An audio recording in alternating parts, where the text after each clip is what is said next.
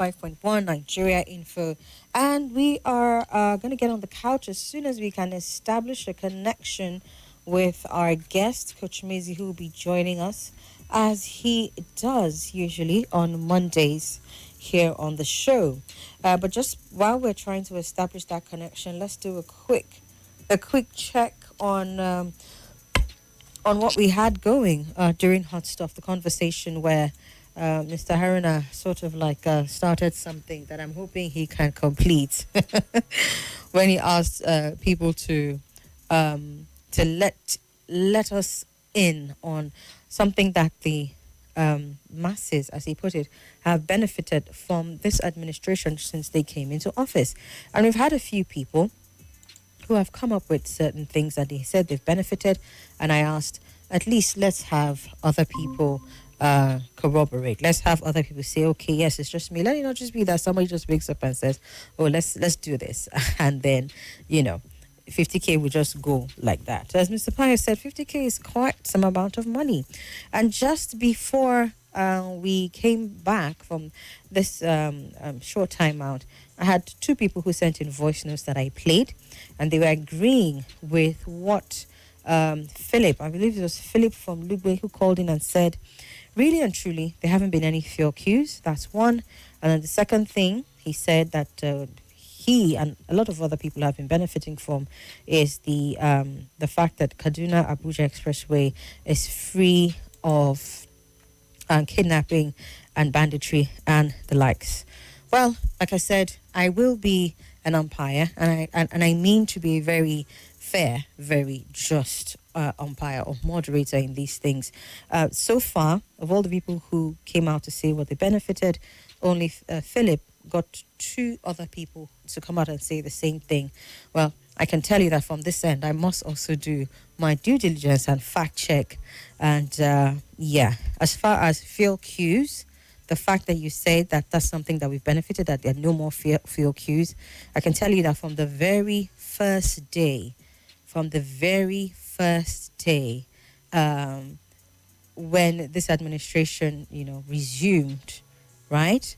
We started to experience that. It started with the announcing of the fuel subsidy removal, which led to immediate surge in petrol prices. And of course, when those things happen, apart from the fact that there is some sort of hoarding because people are trying to understand what's going on. So it may not have been necessarily queues at the time. I know that I experienced some form of a queue, maybe nothing too drastic, but on and off.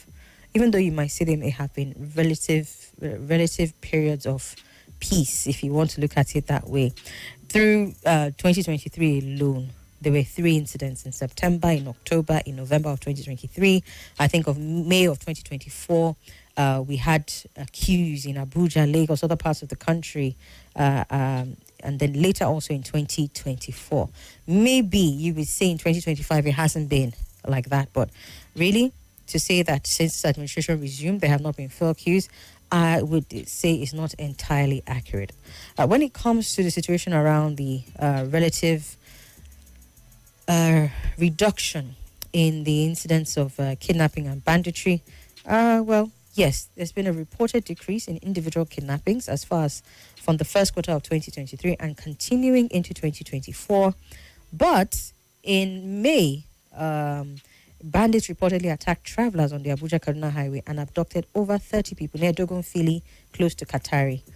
This was noted as the first breach of security along the road, along that corridor, in over 10 months. So yes, I will agree that it's much reduced now. But to say that it doesn't happen anymore, I don't know. Well, regardless, at least 2 people sent in messages.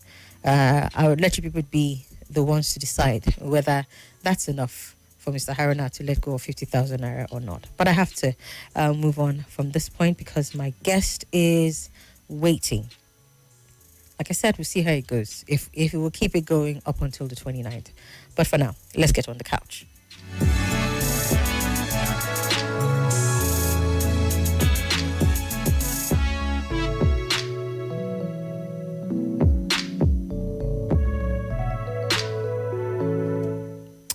All right. Welcome once again I hope you've kicked off your shoes. I hope you've relaxed your feet. I hope you're about to ease into that part of your day where though you're having some kinds of conversations, it's not the kind that has you all in a turmoil. Or at least I hope it's not. When we started talking about uh, should accountability be between one partner to the next, or is it a one-way street last week, I believe we were able to get differing opinions, but still not like go at each other's throats. And I think that we can maintain that position as well while we wrap it up today. Coach Mayzy is in the house. Let's bring him on and then let's get into the conversation. Last week, like I said, we dwelt heavily on accountability when it comes to finance. Some people said, tell your wife everything. Some people said, well, I can tell her all kinds of things, but not when it comes to my finances. I don't think I need to be accountable in that area. And, everybody spoke from the different points of view.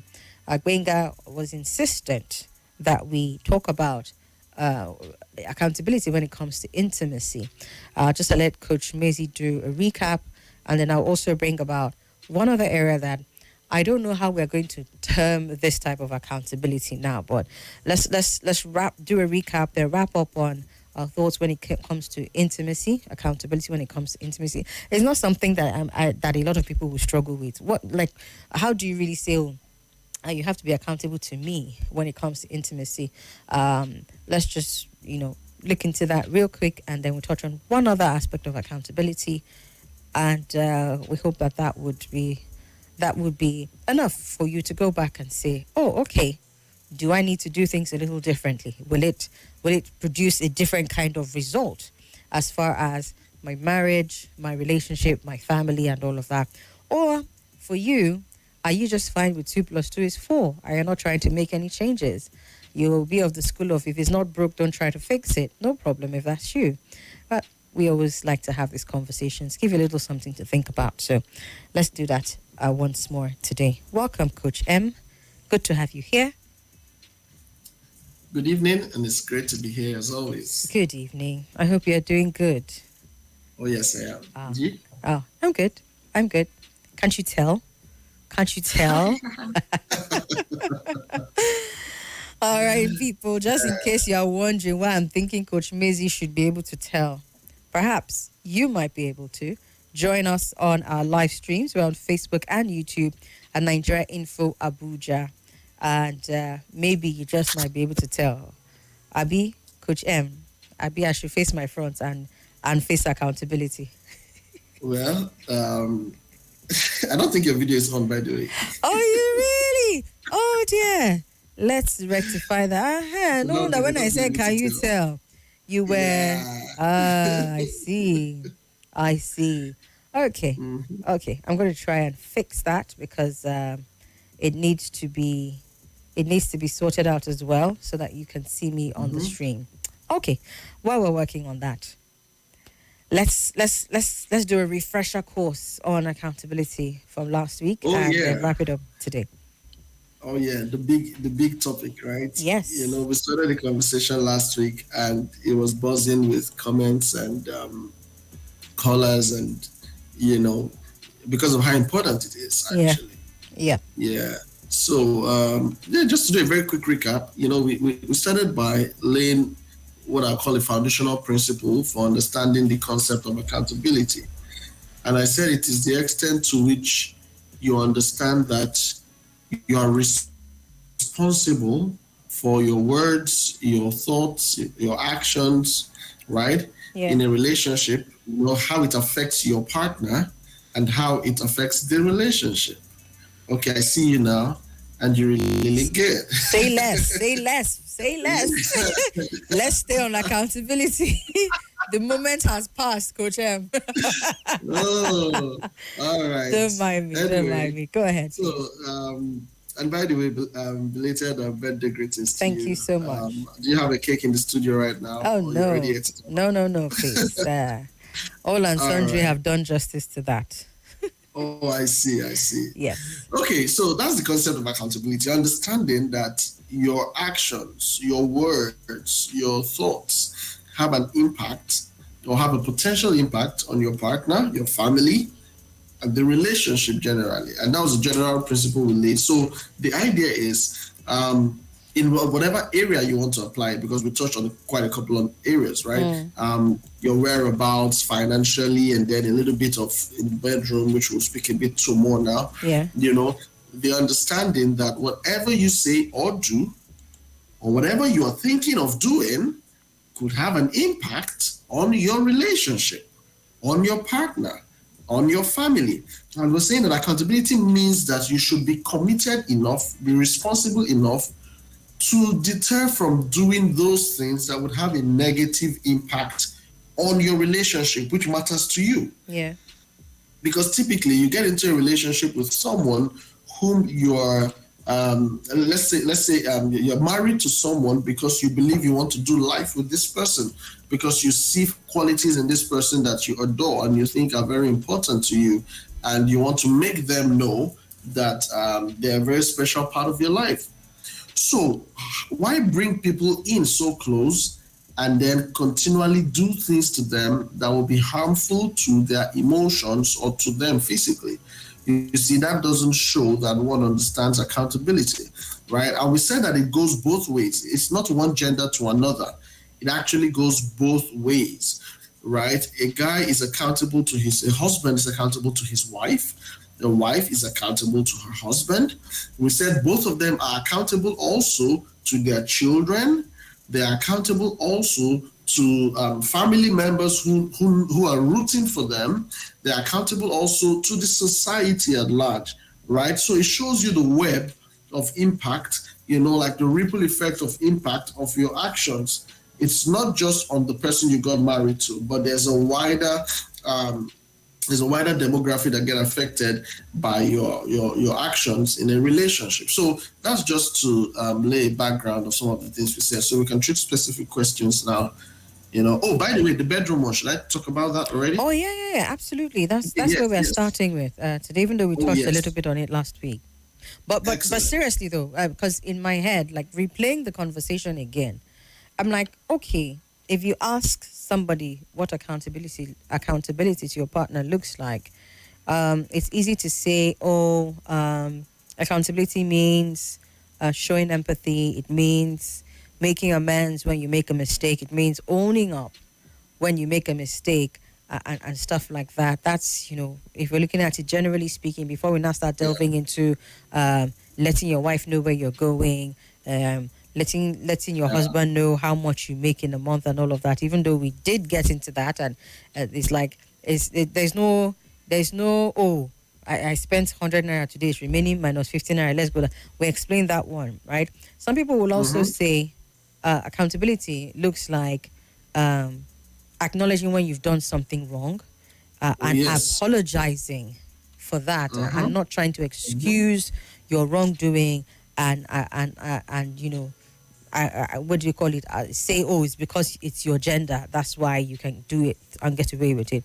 It also means taking responsibility for your feelings and your actions. Now, having said all of this, I remember Winka asked last week, very specifically, accountability in the other room. Playing it back, I'm like, okay, is it a case of accountability or is it a case of just being able to open up? Because if I were to look at it from the general points that I talked about just now, I would include following through on commitments. Well, in a way, some people say accountability also means being open to feedback. So when it comes to intimacy and sex and the other room, how do we bring in all these things that I've explained now? For example, can you make a mistake when it comes to how you are intimate with your partner, maybe in the way that you explore their bodies or the way you encourage them to explore yours? Can you make a mistake in that kind of thing and then own up to your mistake and then take responsibility for your feelings and your actions when it comes to activities of intimacy and all of that? And I don't know, it just seemed like a little removed somewhat. But I mean, by all means, if they're the same thing, please let me know. I just want to be sure, because can you imagine having a conversation with somebody and like, are you accountable to your partner in the bedroom? or when it comes to sex? Are you accountable to your partner in that? Just help me understand that a little bit more, because somebody who was watching the stream last week kind of got me on this part, and they had me thinking. I'm like, oh, okay, I will bring it back and let Coach Mayzy clear that up for us. Yeah, thank you very much. Yeah, very practical. The truth is, yes, it applies in the way that you have described it. Intimacy is about deep connection, right? It's about very deep connection. And then accountability means that you're vulnerable. So you see that you cannot have intimacy without vulnerability. So the difference between, I tell people that the difference between love making, what happens between couples, and just random sexual affairs with people with whom there is no commitment is the fact that between couples, it is expected that there is that level of vulnerability. You're not holding back anything. Your heart is involved, your emotions are involved, and you're not just involved to the extent that you want to be satisfied, you are concerned about your partner experiencing the utmost pleasure in that activity. Right? So if that is the mindset that a couple is bringing into sexual intimacy, then you will see why accountability is very important there, because it shows that there should be open conversations. First things first, we want to have open conversations about sexual activities between both of you, right? Okay. How do you want it? You should discuss before, during, and even after intercourse. There should be that level of openness and freedom to share, right? Because there's a lot of feedback, that you exchange during intercourse with your partner. There's a lot of feedback, yeah? So the ability to be free enough to have those conversations, to understand that the way you moderate those conversations can affect your partner also, right? There are people who get turned off during sexual intercourse because of something hurtful or insensitive that a partner says.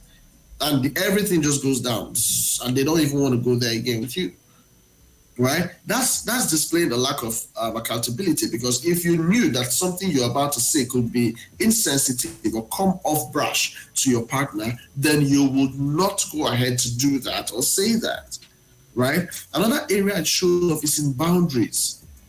Someone is driven with pleasure and wants to attempt all kinds of all kinds of adventures on their partner, right? And your partner is not having it yet. Like, hey, we haven't gotten to that point. Or I'm not used to this. Like, hello, like, slow it down. What are you trying to do, right?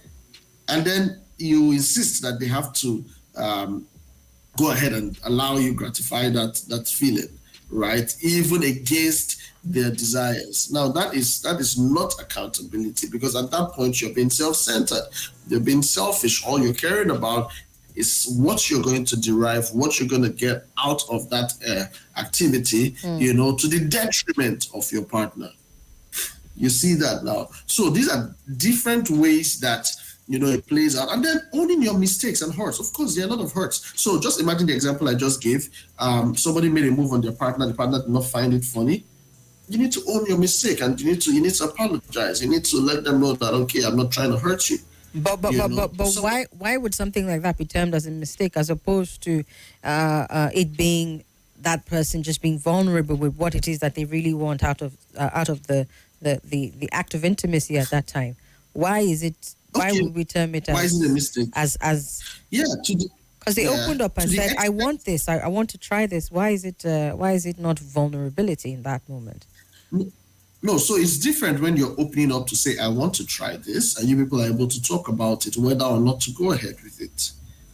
Then you are in the middle of it, and then you pull the stunt, right? So, so someone says, I want you to, I want to try strangulation or BDSM, and the other one is not open to it. Do you understand? No. Because they're the one being strangled. What if they say, strangle me?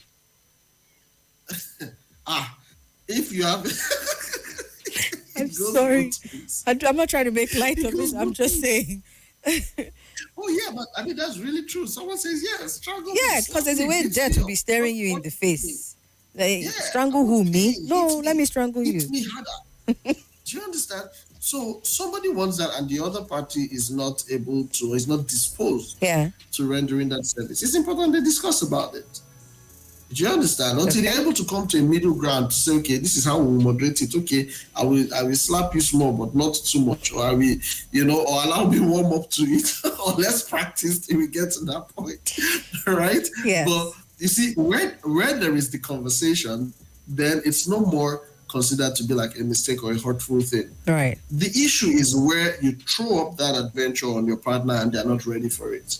So somebody is used to having slow, easy, passionate lovemaking, and then your partner wants it, rash and strangle and strangles you. You're wondering, have you seen what I think? What's going on here? Are you trying to kill me? Is this a wild animal? I remember someone saying to me, at that point, he was like a wild animal. I didn't know if this was still my husband. Those were her words. And Baba will tell you that this is how, when I get to that point, this is how I like to express myself. You see, but she felt, this is wild. I don't know what's going on here right now. Am I still safe? At that point, all she's thinking of is, okay, let this thing just end and let me get out of this place. Yeah. Right? So when you do things like that without taking into cognizance the impact it's going to have on your partner, and even when they tell you, please slow down, like stop, hello, like, when they give you that feedback, even though you're lost in cloud nine, because you care about the state, the feelings, the impact of your actions on your partner, then you should be willing to slow down and seek their consent or understanding before advancing. Right. Okay. But some people are like machines. So once they get to that point, there's no turning back. Because slow down. Speaking of slowing down, let's just go for a quick break. When we come back, we're still talking accountability, but this time around when it comes to sex and intimacy. If you have questions, we'll be here to answer them after the break. Sports after this. A hangout is always better with food.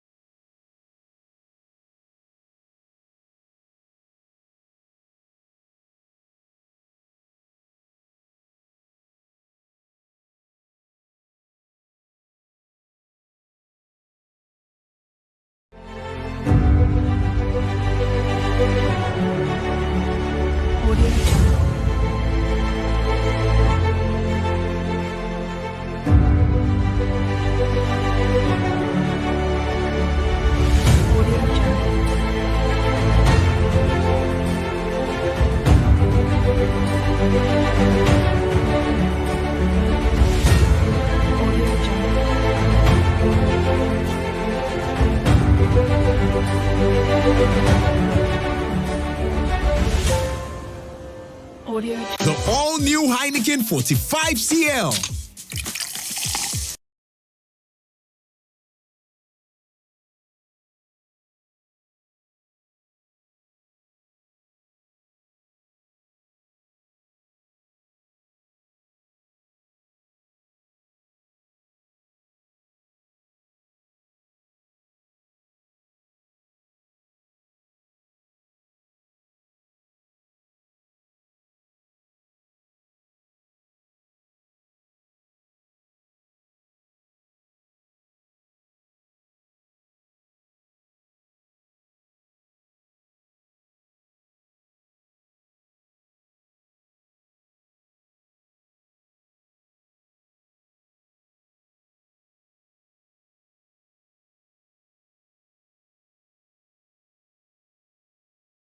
We love you. It's good to see you here. Welcome back. Special shout out to everybody who is watching via Facebook or YouTube. Just in case you're just tuning in and you want to stay in touch, get the more immersive experience. Make it like you're sitting down on your couch and Coach Mayzy and I are sitting across from you and are having this conversation. You want to go to Nigeria Info Abuja, both on Facebook and on YouTube. and join in on the conversation there. Williamson Irimaya, I see you. Thank you for your message. We appreciate you. Says good evening and well done.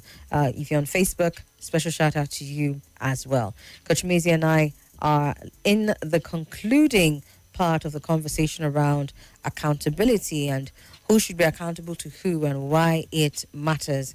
So important, these conversations that we're having, and especially in view of this one, where we're looking at accountability when it comes to intimacy, sex with your hopefully married partner, your spouse. Yes, hopefully. Certain kinds of vulnerability that may be a little dangerous if you're opening yourself up to prior to when you are married. So you want to make sure that you're doing it and you're doing it right. And whatever it is that you're doing, your heart is in it and your conscience is clear. Because I don't know if you can really and truly be open with somebody when we're talking about sex and intimacy as much. Well, I am saying I don't know if you can be. A lot of people probably have been, and we're not judging. You can share your experience with us as well. Okay, so before I jump back to Coach and what he was talking about, we slowed it down, went on a quick break.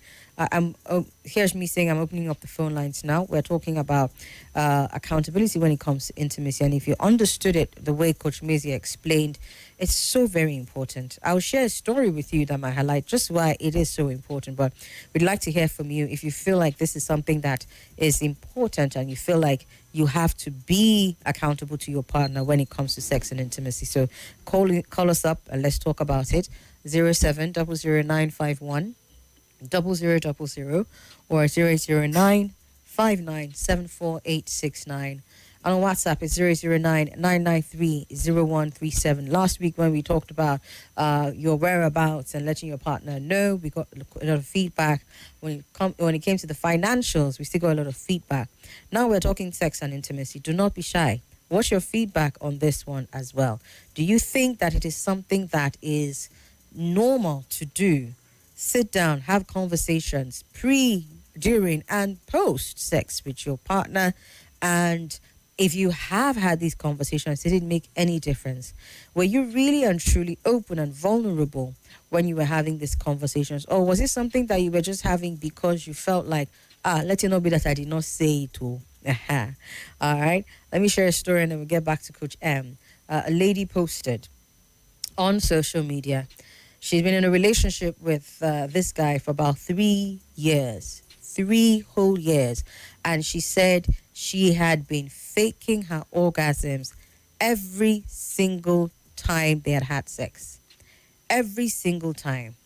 And at the point where she was posting that message, she said, I am this close to cheating on my partner. And she was definitely going to cheat from a point of dissatisfaction. But the biggest question when that message was posted was, did your partner know this whole time that you have been dissatisfied? So dissatisfied that you have to fake it for 3 whole years and then start considering cheating with your partner. This was a post that a lady put up. Now let's flip the script, because we also see this happen with the male to the female, for example.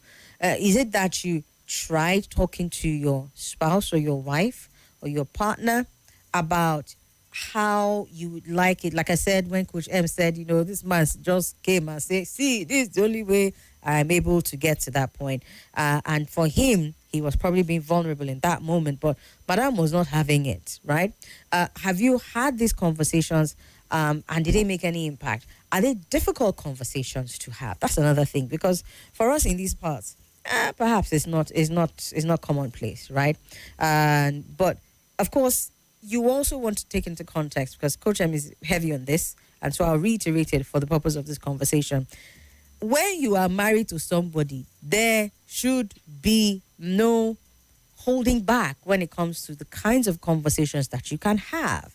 And so talking about how your wife needs to position in a certain way, or you need to be able to do this in a certain way so that it is pleasurable for both of you, should not be a difficult conversation to have if you are married. And so if you're married and you've tried this and it's difficult, let's talk. Let's maybe try and figure out why. And Coach M can point you in the right direction and maybe tell you how to do it. If you're not married and you're doing this, I don't know but Coach M may still be able to help you in terms of what kinds of conversations that you need to be having. So let's talk. Okay, the phone lines are open again. 0700951000 or 00959748669 on WhatsApp, or you can send a message or drop a voice note. It's 0809 9930137. Imagine that you are married. Let's even leave relationship. You are married to your spouse, and the sex is so dissatisfying that you've had to fake it every single time.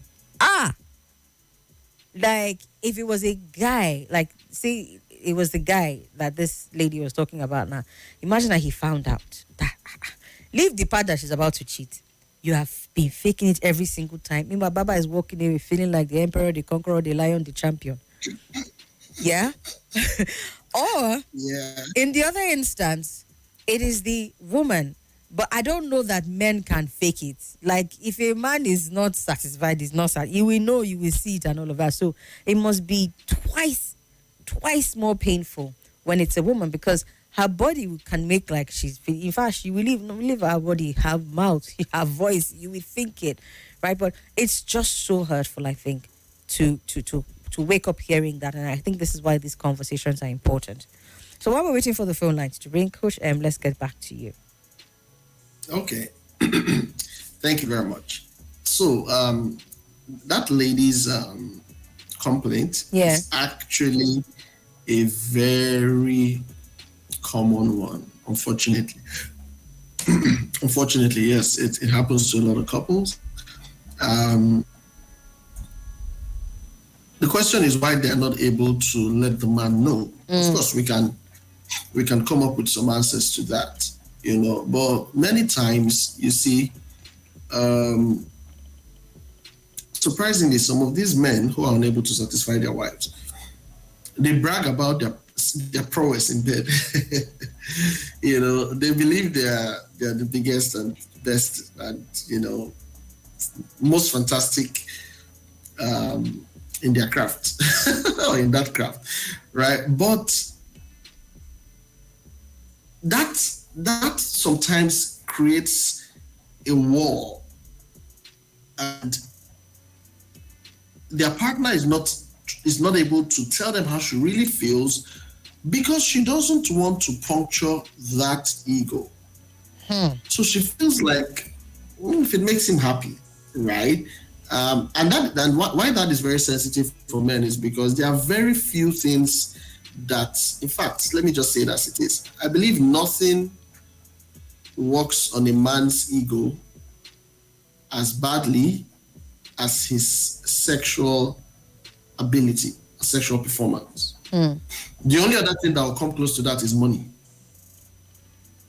Yeah, the only other thing that will come close to that is money, the kind of money he's making, Besides that, if a man feels like he is not performing optimally in bed, it demoralizes him. It makes him feel terrible. All right. So for his wife to now go ahead and let him know that, Kai, you're not even trying, like you can't even take me from here. No, she will not say it like that now. She will not say it like that. No, she won't say it like that. Some people say it like that. Well. So people say it like that, and that's another extreme. That's another, that's just wrong. I mean, somebody just finishes making love. The guy is feeling cool, and she tells him, so if they tell men to stand up now, hey, even me, I'm feeling it. No, now she can't. She should not say it like that, oh. No, she shouldn't, but a lot of people do, right? Because not everyone have learned accountability. One of the areas where people are accountable is in your emotions and in your decisions and in the words you say, right? So, but many people have not learned that level of emotional maturity to know that things should be moderated and you should find ways to pass your message without deflating the self-esteem of your spouse, right? So the point is, those things happen. And sometimes it may be difficult for her, but what I would say is she needs to find a way to get him into having that conversation. All right. And then she also needs to guide him into what she expects. That is another thing. So you see, when it has to do with sex, one of the major things that affects the way couples, experience sex is their paradigms, their mindsets. There are ladies who believe that they should not show any extra form of expression so that they are not perceived to be loose girls. Yeah, there is that. And then there are men who also believe that all the woman should do is lie down on your back and create access and receive the pumping and the climbing, and that's all. So for that kind of a guy, when she's telling him, okay, you lay over and let me do some work on you, he's wondering, hey, where did you let this one from? Jezebel. Yeah. Who is this Jezebel in my bed? So when people have that kind of mindset, it becomes really difficult to express that this thing you are doing, bros, it's not going anywhere. In fact, I cannot even feel you. I don't know. You don't know where to touch. You don't know where to go to. You think it's just to be doing press up on top of my body, and she won't be able to say anything, because if she expresses herself, he then starts suspecting her of being a person of lesser virtue and things like that. So it could be that paradigm, that belief system makes it difficult for her to really express herself, to say, hey, this is what I want. This is how I want it. You see? So again, when we're talking about agreeability, one of those weeks, what we talked about, it's important for you to get married to someone with whom you both share the same, paradigms and values on life. You see it now? Because in this bedroom matter, there are men actually who just want the woman to lie down, receive, and go. If she tries to touch them, they get uncomfortable. Like, hey, no, you are the wife. You should just receive. So for such a woman, she's not going to be able to express herself, and she would feel really terrible, because at some point she'll feel like all that this guy sees me as is just his sex object. Because a tool, exactly. So when he gets honey, or yeah, come, and there's nothing she says that would make him, not have his way that night. Whether she's healthy, whether she's sick, whatever you're saying, keep it to say, you're my wife, I paid your bride price. Oh yeah, come on, okay. Right? So for that kind of person, before long, she starts feeling like an item. And she quietly gets into the position of just give him what he wants, and just, and then because she doesn't enjoy it, after a while, she just has to try to make him feel like, okay, yeah, I've gotten there, let us stop this thing, and you just get off my body. And the guy is snoring there after that, and she's just crying and wondering, what kind of life have I signed up for? This is the reality of a lot of ladies, right? But what should happen is that they need to be able to have that conversation. It's very important. So in a way that doesn't destroy the person. Yeah? Yes, in a way that doesn't destroy, sorry, just finish that thought. Destroy his self-esteem. Okay, so question. Yeah.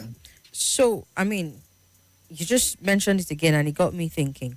For somebody who, is trying to get married, for example, meet a partner, meet someone that they can do life with, right, and all of that, they're able to have conversations and know that, okay, we align when it comes to these morals, these values. What would that conversation look like pre-marriage when it comes to sex? Yeah, that's a very beautiful one. Especially with the assumption that they are not sexually involved. Assuming, yes. Yeah. So you should actually. So let me tell you. See, every human being in this world, made by God, has what it takes to have sex first, and then every human being has the desires. It is different that some people choose to say they don't want to, they want to be devout in their faith, or and not want to have anything to do with sexual relations. Those are the ones who go on to become the nuns, the what you call the male versions now, the eunuchs, the monks, right? I don't know what they're called for other faiths, right? But there are people like that. It's not because it is not there, because we have had instances where some of these monks, or even fathers or sisters, say, you know what, at this point, and there's temptation from the world coming in, I want to resign this thing so that I'm not committing sin against my faith, right? So at that point, they want to go and marry. While the ones that are not owning up may be secretly doing things, and let's not get into that one. Anyway, the point is, it is a natural part of your being So having sexual conversations pre-wedding, right, starts from accepting that, hey, I have these urges. I have them. I have these thoughts. I have these fantasies, right? So you may even start by discussing what your sexual fantasies are. Ideally, let's say these two people have not been sexually involved before. This is how I feel about it. This is what I think I would like it to be. I feel, a lot of people who keep themselves, who abstain till marriage, or who are sexually pure till marriage, feel like they are going to want to do this every day. I remember the last time I said this and someone said I was discouraging him. Right? but but that excitement, that expectation, they need to discuss it among themselves, right? So these are my sexual fantasies, I think. This is what I believe sex to be. They need to talk about their sexual beliefs, by the way, because there are those who believe that the woman is entirely on the receiving side, don't do anything, just receive, while the other person believes that, oh no, the woman has to express herself and also take demand somewhere too, right? So they can discuss all of that without practicing until the set time. Oh my God. Isn't that supposed to be like a difficult thing? Because, your mind paints a very vivid picture when you're having conversations like that. Wouldn't it be considered safer for some people to not have the conversation, because them having it might lead to, oh, okay, maybe you should show me how, and then the next thing is like they've crossed that line. You see this kind of conversation. Don't go and be having it in the quietness of your house or your partner's house, or inside Netflix and chill moment. And that's not the time to have this kind of conversation, right? Because the environment would already make it conducive for you to just go ahead and express yourself, right? So preferably, you could have this sitting in an open place. I was listening to a snippet of one of the preachers in Abuja that I listened to. That he was saying that, okay, go and stand in the open, and let me see which devil will tempt you to take off your clothes in the marketplace and start doing this thing because you're tempted. You see? So, and it made a lot of sense. So, to have this kind of conversation, it will be preferable and advisable that you're doing this in a somewhat open place. Yeah, because even just talking about it, you could get aroused. Of course. You would get aroused if you're a normal human being. You would get aroused. So, that is why you don't enable yourselves by becoming a lot more vulnerable when you're having this conversation. That's vulnerable in terms of the environment. Yeah, right. I get so that. You want to have that in an open place or over the phone, and then because your strong values are to not indulge before marriage, while having this conversation or after having it, you reaffirm to yourselves again and again that this is why we are willing to wait. Let us have something to look forward to on our wedding night. You see, let us have something to look forward to and go in wholeheartedly, without shame, without guilt, right? Without that awkward feeling. Yeah. Because we know that here and now, it is just the right time and it's with the right person. So yes, that conversation can be had. And it can be difficult, but it's very important to be had. Now, another reason why you should have it is because you may just find out that while you align with this person in your Christian faith, or in your faith, in your doctrine, on several other matters, suddenly it comes to sex, and you discover that they have a very awkward mindset here. Oh, yes. What about the lady who has been told that this thing is strictly to give your husband children? Oh, so don't go all these men that every time they want, no, that's your power. You have to hold it back. Oh, no, not so, And then you find out that this is the person you're about to get married to. It's only once in a while she will give you this thing. One time, don't reach to born. Okay, he's going to think. Do you understand? And then what if it's the kind of guy who may be out of religiosity or taking things a little bit extreme, believes that this thing is sinful, is carnal. Yeah. I don't want to get defiled, so I should stay away, or I have to just, again, when we want to have children. Besides that, it's not something you should be doing every now and then. You should not try any other style. So when you find out that kind of thing, you will run away if you don't believe in that. Yes, you should run away unless such a person is open enough to a reorientation and transformation of their mind. If not, you just discover that you're about to get into one chance. I'm telling you that. And to tell you how frustrating this thing can be, I just remembered an example. Yeah, it could be another extreme, but there was a story of a man who murdered his wife on the night of their wedding. When it was time to get there, and Baba discovered that it was at that point he discovered that this person was a transgender. Yeah.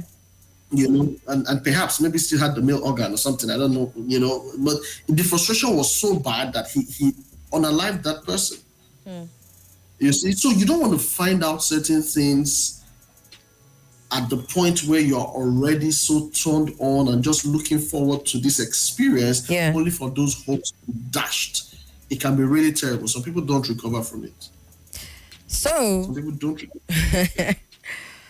Bottom line, talk about it. Talk about it. Talk about it. And respect the other person's position. Respect it, respect it. Seek to understand why they are coming from that angle, why that is important to them, right? No matter how far out their reasoning might be, or what it seems like their desires might be, no matter how new it is to you, understand it. Seek to understand it. Sometimes it's just a case of curiosity. Sometimes it's a case of they're actually trying to expand on their pleasure points or just expand on the experience in general. And so even though you are like, what's that? Seek to understand.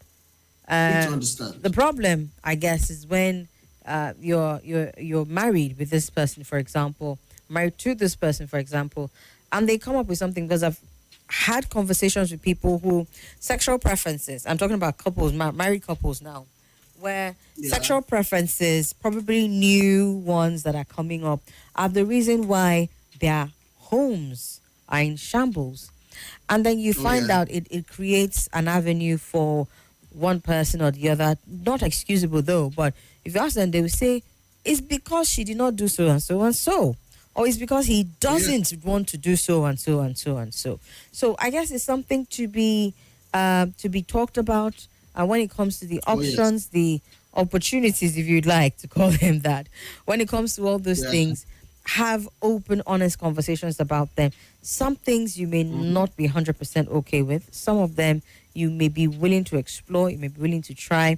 It just comes down to understanding. But like Coach said, pre-marriage is a conversation you can also have. Can I just drop something here? Absolutely.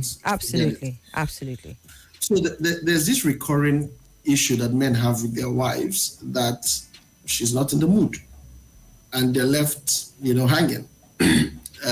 So let me just quickly speak to it. Okay. So there's something. What couples need to understand, and why this accountability and vulnerability is very important, is because both of you need to understand that in marriage, you belong to each other. Your bodies belong to each other. You're everything. And this is you're everything. And this is yes. And this is one way that you should seek to pleasure your partner. So it would not always be out of excitement and desire. Sometimes it should come out of duty. Now, it coming out of duty does not mean you just submit yourself and give them a very boring experience and just do and go kind of thing, But the point is, you need to tell yourself, I may not feel like it, but this is important for us. Are you talking to the men now who have encountered wives who are occasionally or sometimes regularly not in the mood? Or are you talking to the women now? Okay. To the women who are not in the mood. Okay. I think I don't know if a man can cannot be. My brother, they can be, they can be. So No, the no, truth no, is, they yes, can the be. truth is the state of your mind can affect your disposition to sex. That's the Okay. truth. There's how a man will be owing money. There's how you be owing money. That thing will not stand. No, it will not stand. It's no. So yes, the state of your mind and certain things in your life can affect your disposition to sex as a man, but it's not. It's very hard. But for a woman, right? So she needs to understand that yes, this thing is important for both of us. And sometimes I may have the desire, but I may not always have the desire. So it may be dutiful, in the words of Pastor Mildred Coco, right? It may be dutiful, but you want to understand that it's important you avail your partner, or your spouse, rather, this experience. Okay. The men also need to understand what to do to make the wives more likely to be in the mood or to make it easier for them to respond. And this is about extending kindness to them, not just because you want. Many wives know exactly when Oga wants to go to the promised land. They know, because that very moment he becomes very caring. How are you? They're very nice. He starts saying nice things, starts help you do this, help you do that. They're like, calm down now. Why? Because at this point, he wants you to know that I'm ready, right? But you don't extend kindness to your wife just at the moment you want to sleep with her. I said last week that for the lady, getting in the mood starts from when she wakes up in the morning, how you treat her, right? All of those niceness, all of those kindness, all of those assistance, genuinely checking up on her, help her to be favorably disposed to you when it is that time. Right? Know that she's as stressed out as you are, or even more stressed out, and then you come back, sit back, watch her do everything in the house, attend to the children, clean up, prepare food, serve you, wash off the plates, do this, do that, do the children's homework, finish all of that, and then you are lying down saying, oh yeah, come. Submit yourself here for further duties. That's not fair. That's not fair. So if you can relieve her of some of that stress, then perhaps she'll be more disposed to you. So it goes both ways. Okay. All right. Both persons need to understand that, hey, we are committed to each other in this area. Okay. And we need to serve each other so that we can have a beautiful experience. Yeah, go ahead. Let's give them maybe a minute or two. Let this understanding sink in. I'll be back after the break to take the calls. Each day we rise with the spirit of progress in us. This is who we are. On this journey, enjoy the smooth, refreshing taste of Life Lager beer. Obiago. Life Continental Lager. This is Nigeria Info. Nigeria Info.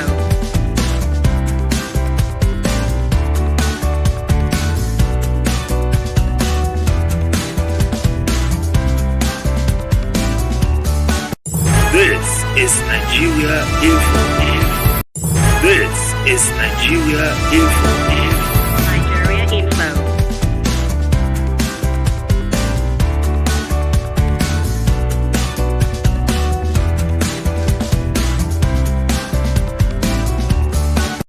This is Nigeria Info. This is Nigeria Info. Nigeria Info.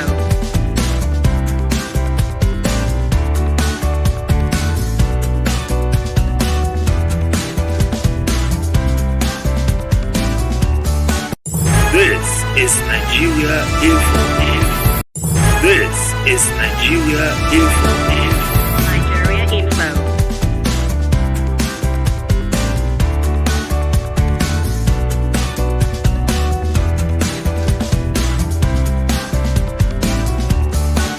This is Nigeria Info. This is Nigeria Info.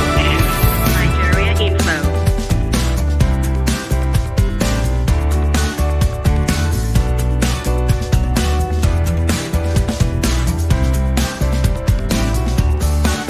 This is Nigeria Info.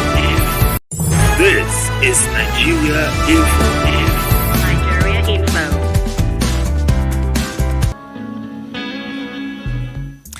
Welcome back indeed. It is the last maybe 15 minutes or so on the couch before we say thank you and goodbye to Coach Mayzy. So let's see. Again, phone lines open.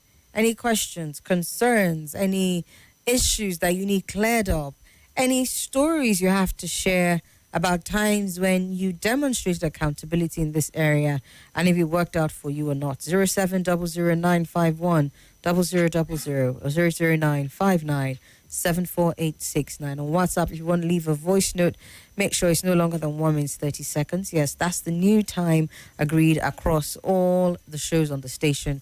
Contributions no more than 1 minute 30 seconds. So you can send a voice note there on WhatsApp or just call me and let's have the conversation. Let's see. I have a message here and then I also have a call coming in. Let's see. Take the message first. Okay. Hello, Somi. I wanted to see the reasons for your happiness today. I went to YouTube and Facebook and I couldn't see you there. Are you not live again? My brother, I am live for like another, give or take, 5-7 minutes. Are you sure you're on Nigeria Info Abuja's Facebook and YouTube? I know for a fact that we're streaming, especially on Facebook. I'll also double check for YouTube. But yes, we are there. Tony from Jabi, go to Nigeria Info Abuja and you'll find us there. Again, any phone calls? Let's take them now. Before I drop this last area that I don't know how to name, I don't know how to term this one. I was hoping Coach Mayzy will be able to help me with that one. But please call in before we get back into that. I want to take your calls before I bring up this one. Let's take this one. Hello. Good evening, ma'am. I'm very well, thank you. Good evening. You are doing a marvelous job. My regards to your brother, your guest, and our doctor in the house. Thank you. My name is Mrs. Omeza. Welcome, Mrs. Omeza. I think this problem starts from before marriage, but I will leave it at that. But I was discussing with some elderly people, and a man told me that once you deprive him, he will keep malice for 2 weeks with the wife. You will never see his face there. I say, I don't understand. Say, yes. And I say, is it food? He said, no, it's not food. There are men even cherish it more than food. If you bring food and bring the issue of the other room, a man will fail for pick the issue of the other room first. After that, you will not talk of food. So my annoyance is, why are you angry? When the woman is doing up and down, doing everything in the house, you will not say anything. Then you will tell her, come now. Come and do what? And why I said this thing starts from before marriage is because, true, the capacity of some people is not, what's the right word to use? They have different capacity. You'll find out that the man is operating on level 10 while the woman is operating on level 2. Therefore, it's so difficult for them to be compatible. And there's nothing you can do about it. So my appeal to men is, if you know that you have program in the evening, it must not be in the evening, and you see that madam is doing up and down, assist her. If you cannot assist her, tell her not to do it at all, that you are okay. Finally, to women, please always prepare yourself. They say Friday that will be good, you know it on Monday. You prepare, you see the difference between side chick and some married women is this. The side chick just know how to keep everywhere prepared. But some of us, you are tying your wrapper. Oga will come, you are working. Even to tell him welcome is a problem. So you send him off. Okay. I will conclude by saying that you are not his sister, you are not his mother. You are his wife, and that is why he got married to you. He will not marry you to be looking at you like picture. If you know that his capacity is more than yours, let him know. Okay. And if you're having challenges, let him know. Some of us, we hide it. Maybe because the man is bigger than you. So you feel pain. Share, communicate with your partner. I rest my case. All right, thank you so much, Mrs. Omeza. Mrs. Omeza with a few thoughts, both for the men, but also especially for the women. She says, this problem usually starts before marriage. It's something that you're not able to deduce on time, and then the next thing you go and somebody's saying you're depriving me. Because you deprived me, I will not talk to you for the next 2 or 3 days.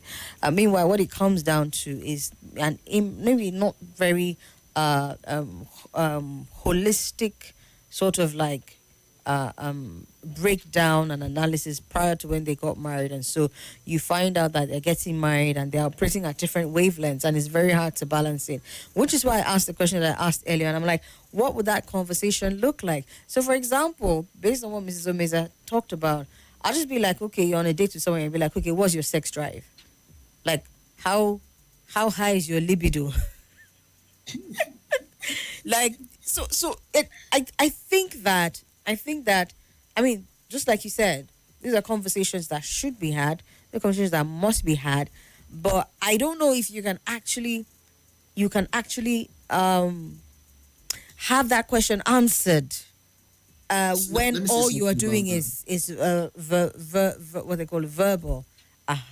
Yeah, let me say something about that. Okay. Yeah, I forgot to add this when I was speaking earlier about that. Pre-marriage, the conversation pre-marriage. Yeah. No matter how far you go in that conversation, you would meet certain things different when you eventually get married. Yes. That's the truth. That is the truth. For everybody. So that is why I try to center that conversation around your paradigms about sex, not necessarily how it will really play out, because you don't know how it's going to play out. You've not been there. You don't know yet. All right. Okay. Coach M, we need to bring him back on so that we can wrap up the conversation. Let's just take a quick break, and then when we come back, we will be doing just that. New host, new realities, true conversations, trustworthy ideas, shared passionately on your number one talk station of the nation. Nigeria Info 95.1 Abuja. Let's talk.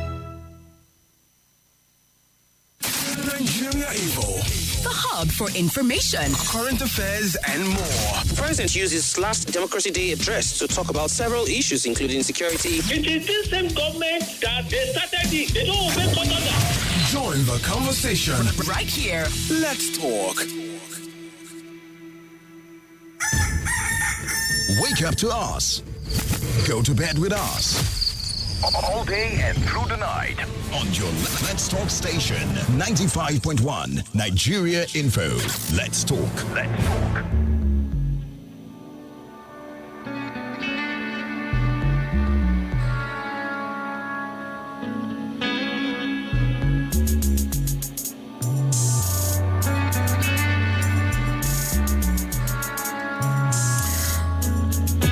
Yes, indeed.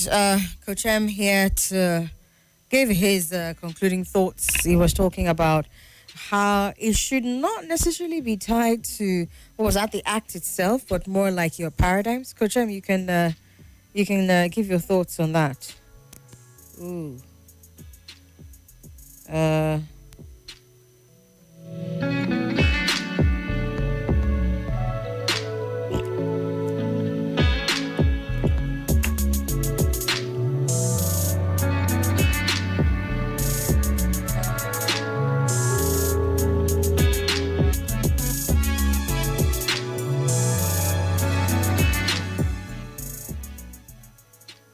Kasham, is that you? Yes, it is. Right. Okay, all right. Please, you were on to something before the call abruptly ended. Please, let's get your thoughts.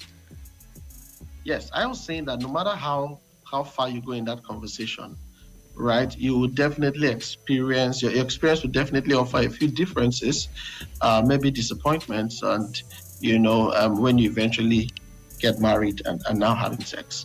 There are people who thought that based on how they think about this thing and desire it and their sex drive, they think their libido is 100 over 100, and then, yes, the libido is there, but because the skill is not yet there and the emotional regulation and self-control that is also involved in the act of sex, on that wedding night, the guy with all of his libido, is heavily embarrassed because, like they say, in 2 seconds, everywhere don't bust, So he's disappointed.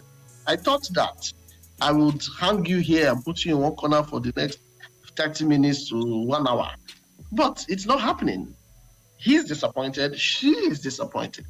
Because when they were talking, they thought that, with all of this fire on our inside, what we meet is going to be all night. And you can't even do 30 seconds. These are realities that happen. I'm telling you, these are real stuff. Real stuff. People have called from their wedding beds that night to say, hey, bro, you need to help me. Yeah, I'm telling you. Because they just discovered that it's not what they were thinking. I've also had ladies call saying, I don't know what to do. I feel like suddenly everything is just strange. Like, is this the sex I've been looking forward to? And I really am clueless. Right? So I'm saying that it's possible to have all of those conversations. But when it's time, you now discover that no be so. Let's start learning these things small. I'm telling you. Some people will say, come on, that's not. I'm telling you real life, from real feedback. So that's just to say that while the conversation is really important, it does not guarantee that you are going to understand and know everything just by talking. No. When you get in, you may still need to learn certain things experientially. There are people who think that, I'm going to indulge in this, I'm going to indulge in that style, this style. But you discover that your body type might not even allow you to express yourself in a particular kind of way. That's another thing. Okay. But in your head, you just felt like, I'll be able to turn around and spin and take this position. But when it is time, you will not discover that the kind of people who are able to deliver this kind of position, they don't look like you. Because if you stay like that, nothing will, you will not. Let me not talk spoil talk. Anyway, okay. So.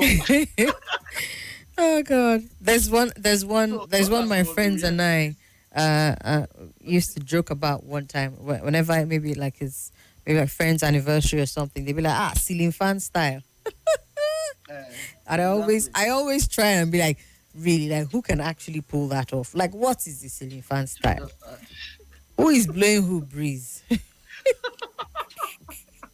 But, just as an aside, let's take some calls, Coach M. The phone lines are ringing. Yeah? Okay. Hello? Please, let me ask Coach one small question. Coach, why is it that men, what they want, they will not express it? What they do at home is different from what they do outside. And because I relate more with men, when you ask them, they will tell you that I don't want to spoil my wife. I don't understand. So this is what you want, you will not tell her. But you go outside just as you see, you do pieces, hang everything. Why? I don't want to go into detail, but Coach, you understand what I'm talking about, please. Okay, let's have him answer that. I don't want to spoil her. Is she your sister? Thank you so much. Unfortunately, some part of it wasn't clear. So Somi, help me just... She says she wants to understand. She wants you to provide clarity. Why is it that some men are very, very reluctant to have conversations around what they want with their wives, but then they go outside and then they display all forms of dexterity, and you'll be wondering, why are you not doing this with your wife? And they'll be like, I don't want to spoil my wife. And Mr. Mayzy is asking, please, Coach, why is it that men do this? What does it mean when you say you don't want to spoil her? Is she your sister? Who else will you spoil if not your wife? Why not do this at home and then go outside and then break somebody else's daughter's back? Yeah. So you see, this is part of the challenge of paradigms and mindsets I spoke about earlier. Because I've heard men say that if you start making it so enjoyable for her, she will start looking for it from other places. Wow. Oh yes. Wow. Oh yes. Can I be an ambulance for a few seconds? Really? Wow. There are people who think like that. So, interesting. So they feel like it's one of the ways to put her in a place where her desire is controlled by virtue of the level of experience she has with you. Ouch. Some people see sex as a tool of control. Yeah. Oh, well, when you think about it like that, that makes sense. Yes. So that could be a reason. And then part of the reasons they do that is because they know that they have a backup plan to go and be philandering outside. So that is why they don't invest all of their emotions, in making it a love-making experience with their wives, because they know they have side chicks that they would readily fall back on and do all of the experiments and just get all crazy and all naughty. All right. Again, what about the ones who are trying to protect an image that they want their wives to have of them? Remember, I spoke about people with some religious rigidities. Yeah. Right? You don't want her to think that you are such a bad guy. And then so you just try and keep it what you would think is decent in the bedroom with your wife, who's craving for more. But because both of you have that mental block, nobody's able to express themselves to say, this is how I really want it. So with his wife, he just tries to keep it simple, or perhaps he has tried before and she wasn't quite receptive, and he says, okay, you know what, I give you what you want, and then I go outside and do other things that I want that you're not interested in. So sometimes there are different reasons. I'm not justifying, will never justify. For my faith, it is completely a no to seek gratification, sexual gratification outside of your marriage, right? That is the more reason people should be willing to have these conversations. Yes, it's surprising how that before people get married, they are wanting to talk about sex, to have sex, to get naked among themselves and be comfortable. And then at some point inside marriage, they now become shy to talk about sex. I don't even get it. Because I'll chalk it up to one of two things. Either it's like see finish, one, or two, it's a case of you're laughing. Two, it's probably a case of what's it called now? I don't know. It's for me. I'm thinking for people who do that. Like you were really, really open and all about that life before, and then you get in, and maybe it's a case of, married life taking on a whole different dimension, and you people are just caught up in everything else except yourselves, and so it makes it almost unpalatable to even have such conversations. Very true, actually. You're on point. Sometimes life takes a toll on you, and you discover that you just get more comfortable. So there's that thing that tells you you've already gotten what you want now. You're already married. You already have children. You already, please, suddenly what's the next exciting thing? Exactly. It now starts looking like it's inconvenience.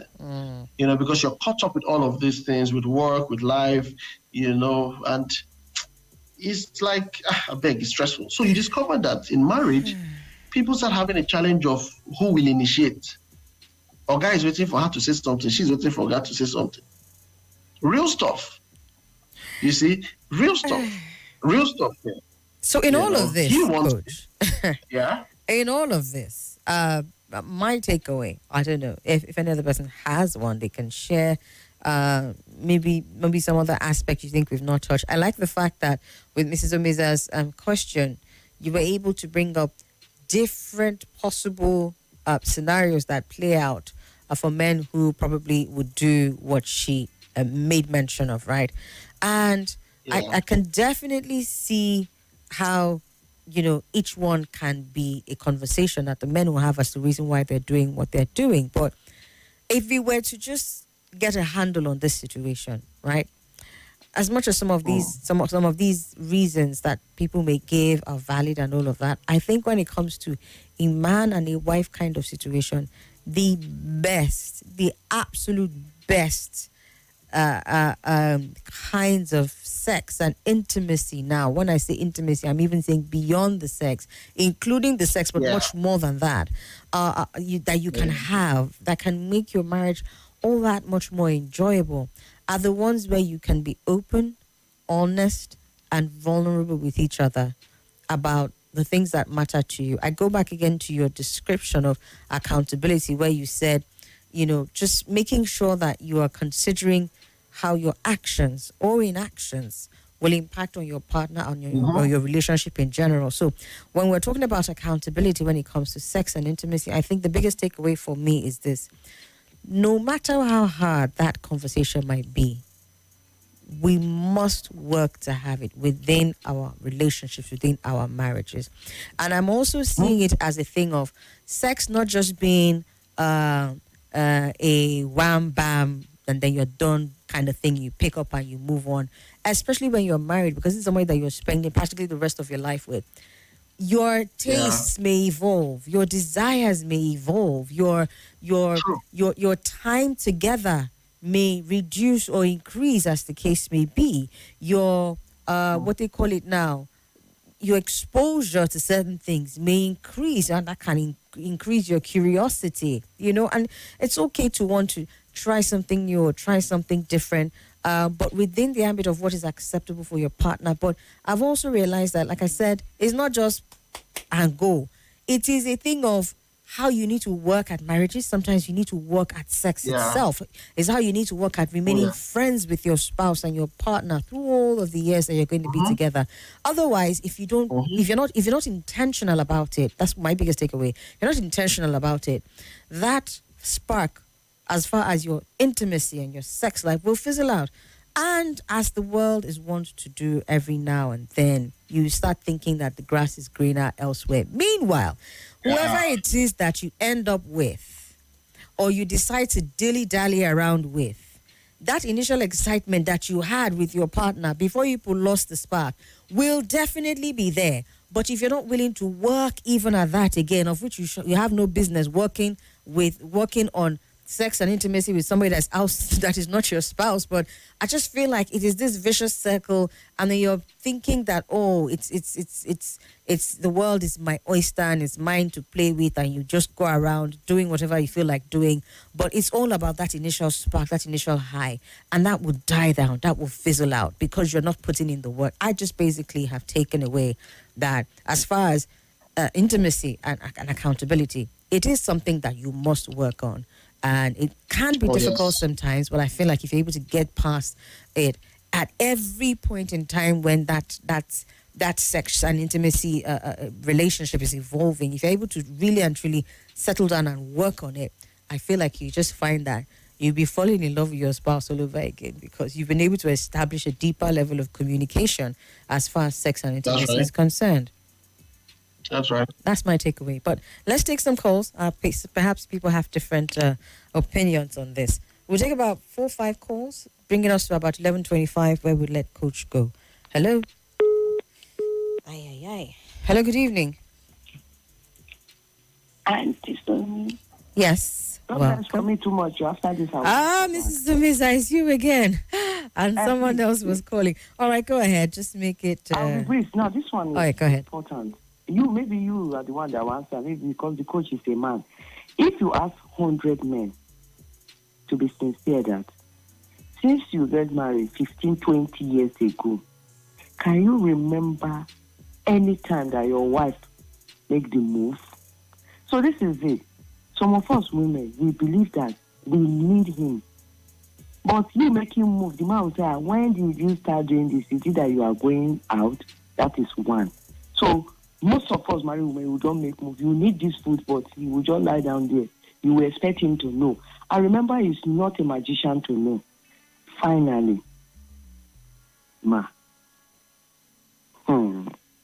laugh. Do you know that most men are now moving to older women, the younger women, because what they expect you to do when you are young, don't talk, don't do this, I'm in charge.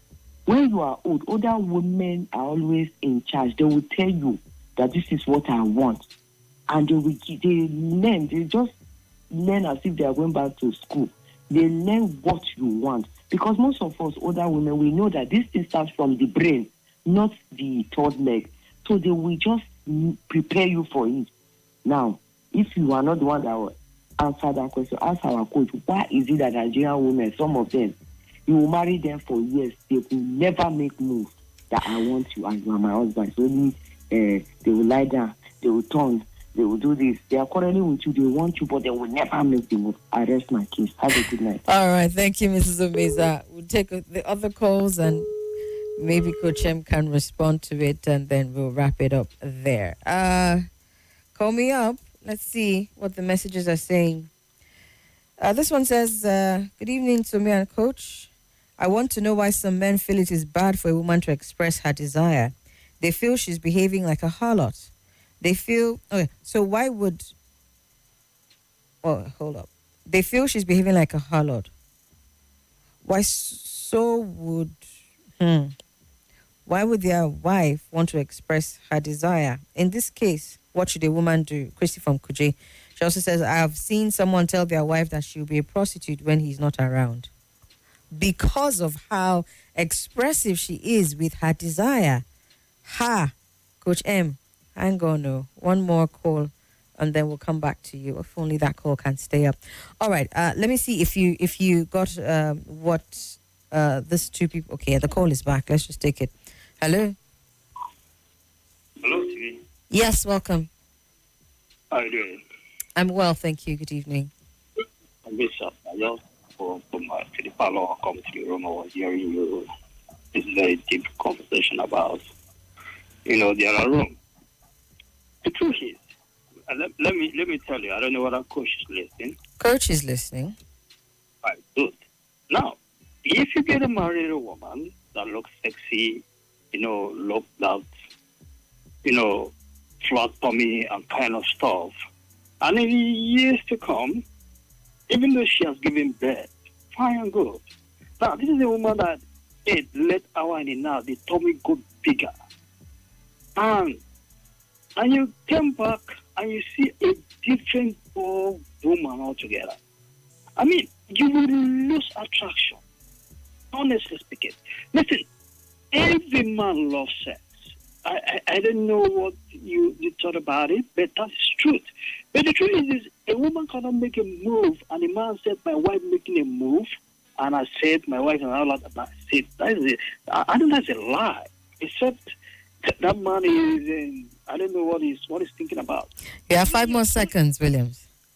Man, when a woman make a move, I think that is beautiful. But the beauty of the whole thing is that, I don't call it the beauty of the whole thing. It's just that, just ladies, paint. Williams, hang on. I need to go on this break.